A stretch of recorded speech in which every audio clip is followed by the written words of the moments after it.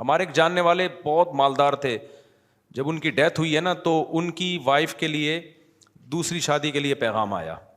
اب جس نے پیغام بھیجا، میں نے ان سے کہا کہ میں نے کہا یہ جو خاتون تھی نا، ان کے شوہر آج کی حساب سے، وہ تو اس زمانے میں تو وہ بنتی تھی 1,00,000 روپے پاکٹ منی، آج کے حساب سے وہ 1,00,000 کم از کم 10,00,000 روپے ہوں گے. بہت پرانی بات ہے. میں نے کہا ان کی صرف پاکٹ منی 10,00,000 روپے تھی، تو افورڈ کر لے گا؟ اس نے کہا نہیں بھائی، 10,00,000 تو میں نے خواب میں بھی. وہ لڑکی نے انکار کر دیا تھا ان کے رشتے کا نا.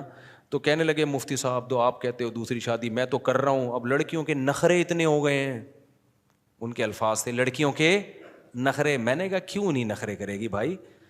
پہلا میاں اتنا مالدار آدمی تھا، وہ 10,00,000 تو صرف پاکٹ منی دیتا تھا، یعنی آج کے حساب سے، اس وقت تو 1,00,000 روپے دے رہے تھے. تو کوئی تو اسٹینڈرڈ ہوگا نا، وہ کیسے ایڈجسٹ ہوگی؟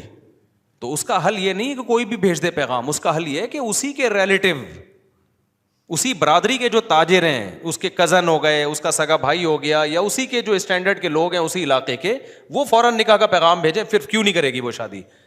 تو بیوہ اب تک بیٹھی ہوئی ہے، وہ کئی سال ہو گئے اس کو.